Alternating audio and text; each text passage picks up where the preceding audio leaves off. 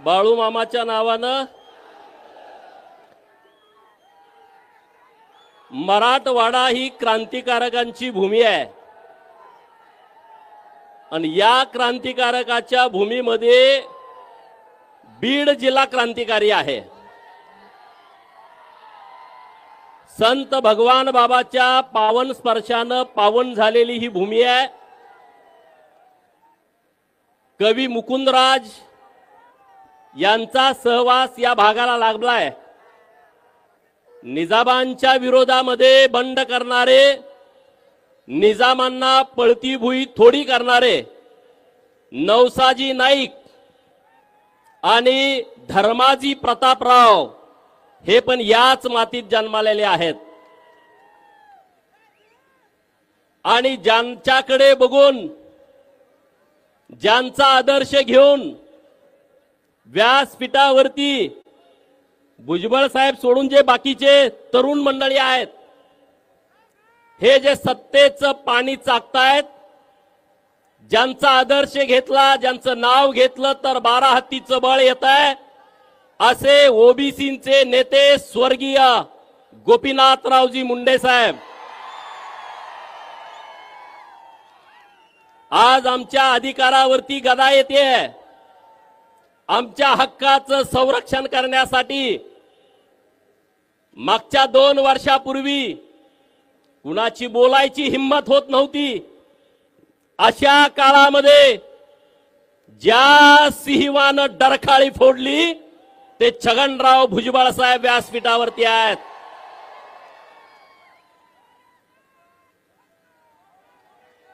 राज्याचे माजी मंत्री ज्यांच्या शब्दाला धार आहे असे माननीय धनंजयराव मुंडे साहेब व्यासपीठावरती आहेत।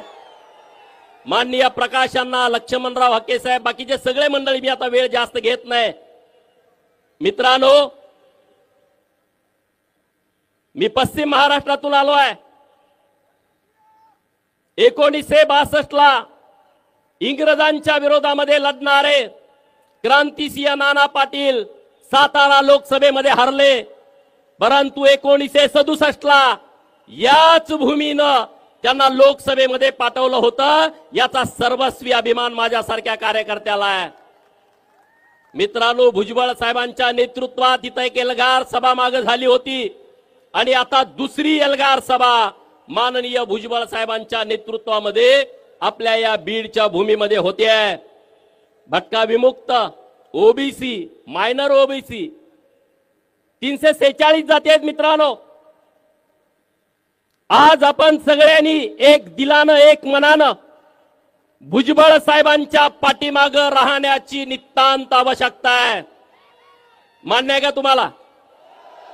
कुणाकुणाला मान्य आहे? हात वर करा सगळे। मीडियावाले मित्रांना माझी विनंती आहे,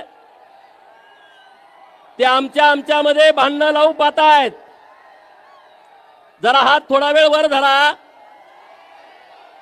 ते आमच्यामध्ये भांडणं लावू पाहतायत, ते म्हणजे 346 जातीचा एकटाच नेता कसा? अरे बाबांनो, आमच्या सगळ्यांचं ठरलंय, आमचा नेता एकच आहे, माननीय छगन भुजबळ।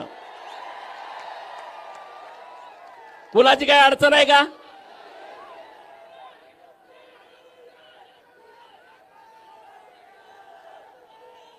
मित्रांनो, माधव हा फॉर्म्युला पण मागे बघितला होता राजकारणामध्ये। माधव म्हणजे कृष्ण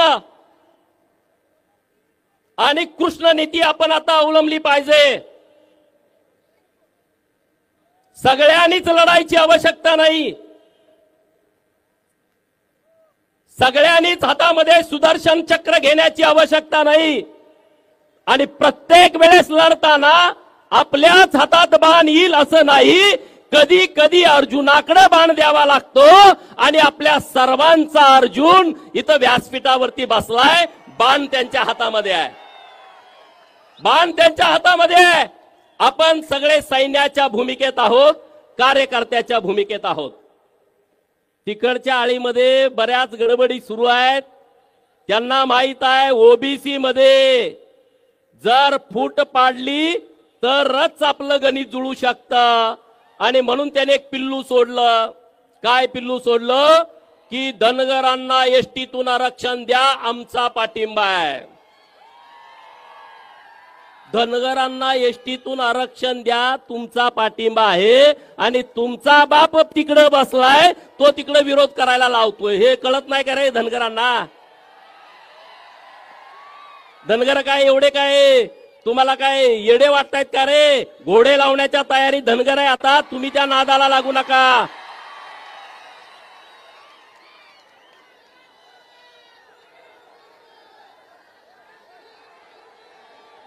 धनगरांना दोन भूमिकेत जावं लागणार आहे. धनगर समाजाच्या एसटी आरक्षणाची अंमलबजावणी करणं हे धनगरांच्यासाठी प्राथमिकता आहे. आम्ही लढाई लढू, रस्त्यावरची लढू, न्यायालयातली लढू, सरकार बरोबरची लढू. धनगरांच्या एसटी आरक्षणाची अंमलबजावणी करणं ही आमची प्राथमिकता आहे. परंतु 346 जातीचा समूह असणाऱ्या ओबीसीच्या आरक्षणाचा संरक्षण करण्याची जबाबदारी ही सुद्धा धनगरांच्या वरती आहे. म्हणजे तुम्हाला दुहेरी भूमिका घ्यावी लागेल. मी म्हणतोय ती योग्य आहे का अयोग्य आहे? जरा जोरात आवाज येऊ द्या. म्हणजे दोन भूमिकेमध्ये धनगरांना जावं लागेल. अख्ख्या भटक्या जमातीनं वंजारी समाजाचा आदर्श घेण्याची आवश्यकता आहे. लढायचं कसं, उभा कुठं राहायचं, अधिकारी कसं व्हायचं, हे वंजारी समाजाकडून सगळ्या ओबीसी आणि धनगरांनी शिकला पाहिजे. धनगरांनी तर पहिलं शिकलं पाहिजे. अरे मग या प्रस्थापिताच्या छाताडावरती घरी जाऊन नाचाल तुम्ही, एवढी क्षमता आणि ताकद तुमच्यामध्ये आहे. माझा माळी समाज एकजूट आहे, परंतु शांत आणि संयमी आहे. आणि म्हणून हे महादेव भुजबळ साहेबांच्या उपस्थितीमध्ये मी त्यामध्ये काही विषय जोडणार आहे. माळी धनगर वंजारी हा माधव आता आपल्याला तो माधव राव करावा लागणार आहे. म्हणजे माळी धनगर वंजारी रामोसी आणि वडार हे समाज आपल्या बरोबर जोडून छोट्या छोट्या समाजाला, बंजारा समाज आपला मोठा आहे, एसटी आरक्षणाची मागणी आहे, हा आम्ही आमच्यात काही करू, आमचा पाठिंबा या सगळ्या विषयाला. परंतु ओबीसीची चळवळ खिळखिळी करण्यासाठी एका बाजूला धनगरांना पाठिंबा द्यायचा. पाठिंबा कोण देतोय? तो कारखानावाला. काय नाव त्याचं? अरे त्याच्या गावामध्ये अहिल्या देवीचा पुतळा लावायला ह्या अवलादीनं विरोध केला. तो झेंडा लावायला देत नाही आणि तो धनगरांना आरक्षण द्या म्हणतोय. हाकेसराच्या गाडीवर दगड टाकणारा गेवराईतला म्हणतोय धनगरांना आरक्षण द्या. अरे काय आम्ही एवढे येडे राहिलोय काय? हा म्हणजे ओबीसीचं सगळं आरक्षण केलं पाहिजे, धनगर बाजूला पडला पाहिजे. माळी समाजाला एकटं पाडायचं आणि वंजाऱ्यांना शिव्या द्यायच्या, हा तुमचा एक कलमी कार्यक्रम चाललाय. समाजाला कशा काय शिव्या देऊ शकता रे? कसं काय तुम्ही देऊ शकता समाजाला शिव्या एखाद्या? आणि म्हणून हे इथून पुढच्या काळामध्ये आपण खपून घ्यायचं नाही. खपून घेणार का? अरे दोन नेते आपले ओबीसीचे आहेत. छगन भुजबळ साहेब एकदा बोलले होते प्रेसमध्ये की बाबा आज आमच्या आरक्षणावरती एवढी गदा येते. गोपीनाथराव मुंडे साहेब आज हयात नाहीत. दोघंही आपले वाघ लढत होते. मित्रांनो, मुंडे साहेबांसारखा एक राजबिंडा नेता आपल्याला लाभला होता. एखादा सुपरस्टार सुद्धा मुंडे साहेबापेक्षा कमी देखणा असेल. व्यासपीठावर बसले आणि कंगवा फिरवायला लागले ना, आपण बघत राहायचो. बोलायला लागले तर ऐकत राहायचो. असे दोन नेते आपल्याला मिळालेत मित्रांनो. आणि म्हणून आपल्यात घाई गडबड करायची नाही.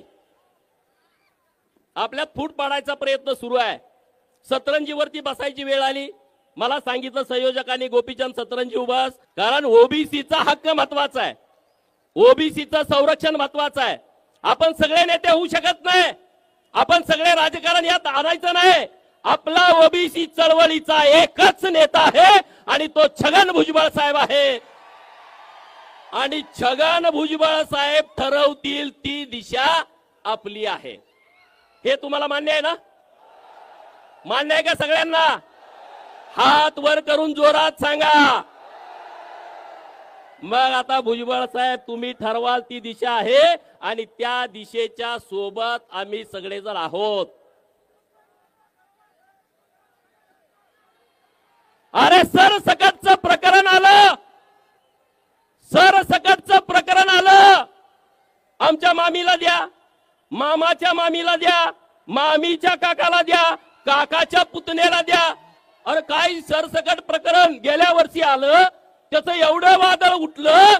भुजबळ साहेबांच्या नेतृत्वात आपण सगळे एक झालो आणि बाबांनो ते सरसकटचं प्रकरण जागच्या जागी थांबलं. थांबलं की नाही थांबलं?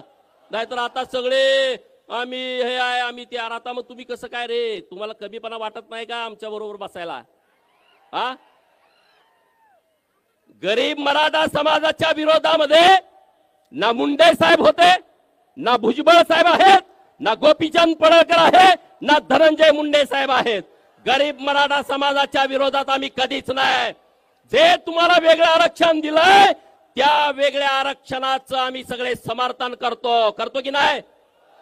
वेगळं आरक्षण आहे ना, तुम्ही ओबीसी विरोध करतोय, ओबीसी विरोध करतोय.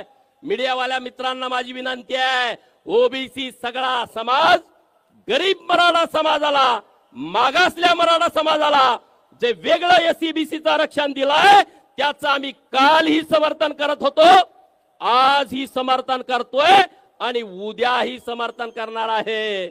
आम्ही गरीब मराठा समाजाच्या विरोधात नाही, पण गरीब मराठा समाजाचं भांडवल करून जो प्रस्थापित मराठा समाज आहे तो आमच्या सुताराचं, कुंभाराचं, लोहाराचं, घिसाड्याचं, गावगाड्यातल्या राहणाऱ्या छोट्या छोट्या समाजाचं सरपंच पद हिसकावू पाहतोय, याला आमचा विरोध आहे. म्हणे सुताराचा पोरगा सरपंच झाल्यावर आम्ही कसं पुढे बसणार? मी चंद्रकांत दादांचं खरं तर अभिनंदन करेन. त्यांनी सांगलीच्या कार्यक्रमामध्ये भूमिका घेतली. या महाराष्ट्रामध्ये जे आरक्षणाचं राजकारण सुरू आहे त्यांना गरीब समाजाची लोक सरपंच पदावरती बसलेली आवडत नाहीत, त्या खुर्चीच्या पुढे बसायला लाज वाटते आणि म्हणून हे आरक्षणाचा हा घाट त्यांनी घातलेला आहे. पण हा सगळा समस्त ओबीसी समाज तुमचा हा घाट हाणून पाडणार आहे. ओबीसीच्या चळवळीमध्ये येताना अरे समोरनं लांडग्याचं कळप अंगावर यायला लागलाय, लांडग्याचा कळप तो तुमच्यावरती अटॅक करायला लागलाय आणि आपण म्हणतोय नाही नाही आम्ही सर्व समावेशक आहे, आम्ही नुसतं ओबीसी नाही, आम्ही सर्व समावेशक आहे. लांडगा तुमचा आता गळा घोटणार आहे आणि आपण म्हणायचं का आम्ही सर्व समावेशक आहे? अरे आपल्या हातात आहे ते फेकून मारलं पाहिजे आणि सांगितलं पाहिजे मी ओबीसी आहे. अरे तुम्ही जरी नाही सांगितलं तर ते म्हणतातच ना. आणि म्हणून मला धनगर सांगायला मला कधी कमीपणा वाटत नाही, लाज वाटत नाही, मला अभिमान वाटतो. मी धनगर आहे पण ओबीसी आहे. मला पत्रकारांनी प्रश्न विचारला आल्या 4 दिवसापूर्वी तुम्ही हिंदू सभेला आलता, आज तर तुम्ही ओबीसी सभेला आलाय. 4 दिवसापूर्वी मी बीड मध्ये आलो होतो. कंधों से आगे छाती नहीं होती, कंधों से आगे छाती नहीं होती, धर्म से बढ़कर जाती नहीं होती.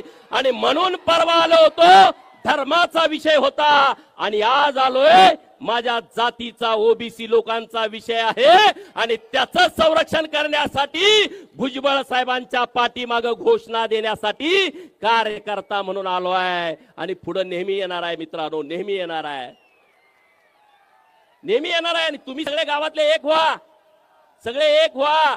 गावातले वाद सगळे संपून टाका.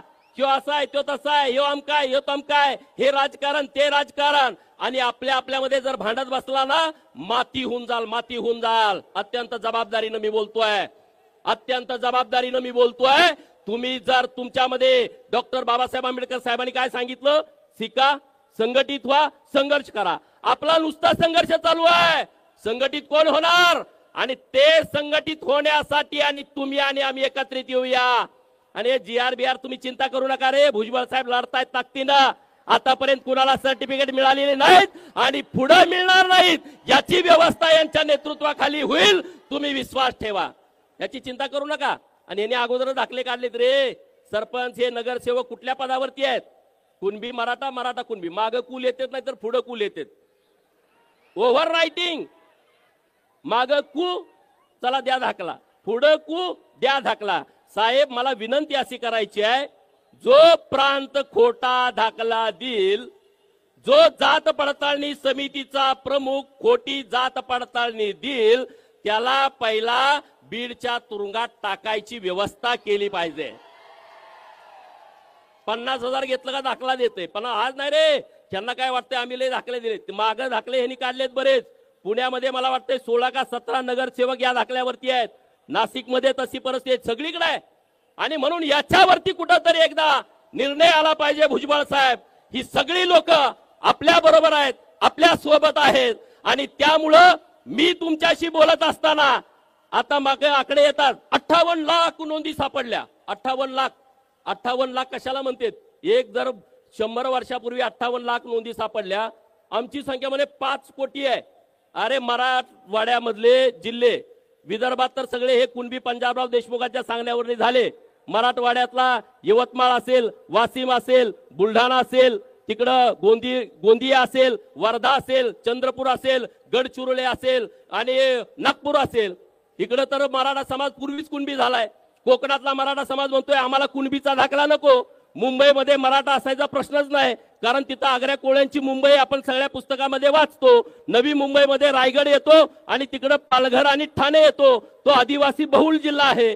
खानदेशामध्ये नंदुरबार आदिवासी बहुल आहे, तिथं राहिला नाशिक, धुळे, जळगाव आणि तुमचे इथले जिल्हे छत्रपती संभाजीनगर, जालना, बीड, परभणी, हिंगोली, नांदेड, धाराशिव, लातूर, पलीकडे राहिला सोलापूर, सांगली, कोल्हापूर, सातारा, पुणे आणि अहिल्यानगर। जिल्हे किती झाले मोजा, तिकडचे 3 इकडचे 8 आणि 3 11, अहिल्यानगर 12, 12 आणि 5 17, 17 जिल्ह्यामध्ये 5 कोटी असतात का रे? कुठलं तुमचं कॅल्क्युलेटर आहे, कुठलं कॅल्क्युलेटर आहे? एवढी लोकसंख्या तर या 17 जिल्ह्यामध्ये आहे का?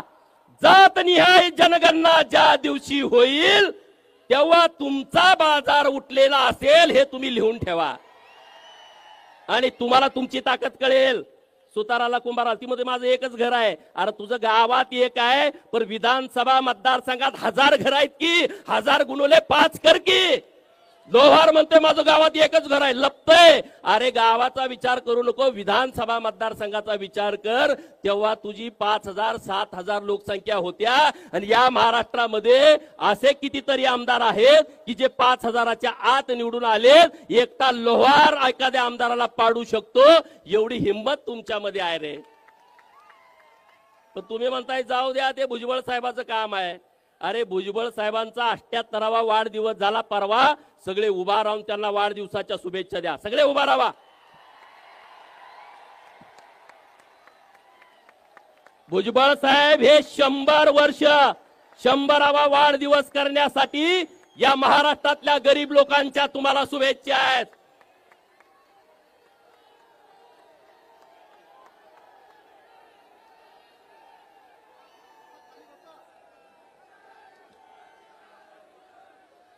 अरे मित्रांनो, हे म्हणले की जिथं मुंडे साहेब जातील, भुजबळ साहेब जातील, तिथं निवडणुकीला पाडा। कुठंतरी मी स्टेटमेंट ऐकलं, त्यांच्यासाठी मला म्हणायचं आहे, हुकूमत तो वही करते हैं जिनका लोगों के दिलों पे राज होता है। हुकूमत तो वही करते हैं जिनका लोगों के दिलों पे राज होता है, वरना यूं तो मुर्गों के सर पर भी ताज होता है। तुम्ही भुजबळ साहेब आणि मुंडे साहेब कुठं आले, तुम्ही पाडणार, तुम्ही पडाल, जशाच तसं मिळेल। तुम्ही आहो म्हणला, आम्ही काहो म्हणू। तुम्ही समजा दादागिरी करताय, मोठी माणसं आहे, तुम्ही 2 दिले, किमान 1 तरी आमचं पोरग दिल ना, आणि द्यावं लागेल। नाही 2 दिल म्हणताय, 1 दिली तर 2 दिल म्हणताय। नीट ऐका, हे कायद्यावरती राज्य चालतं, दादागिरीवरती हे राज्य चालत नाही। आणि म्हणून मला ठाम विश्वास आहे, भुजबळ साहेब आपले सरकारमध्ये आहेत, देवेंद्र फडणवीस साहेबांशी त्यांचं बोलणं होत आहे, चिंता करू नका, ओबीसी वरती कुठलाही अन्याय होणार नाही, याची जबाबदारी भुजबळ साहेब घेतील। आणि आपण सगळे सैन्य म्हणून भुजबळ साहेबांच्या पाठीमागे ताकदीनं उभा राहू। मुंडे साहेबांचं जे स्वप्न होतं, मुंडे साहेबांचं जे स्वप्न होतं की जातनिहाय जनगणना झाली पाहिजे, ते आता स्वप्न मित्रांनो या वर्षी पूर्ण होत आहे। आणि त्यामुळे ओबीसीच्या हक्काला कुणीही कितीही दादागिरी केली, किती अन्याय करण्याचा प्रयत्न केला तर धक्का लागू शकत नाही। आणि याचं सगळं श्रेय माननीय भुजबळ साहेबांच्याकडे जातं। एवढंच या निमित्तानं बोलतो। माझ्यानंतर बोलणारे नेते मंडळी आहेत। धन्यवाद। जय हिंद, जय मल्हार। धन्यवाद।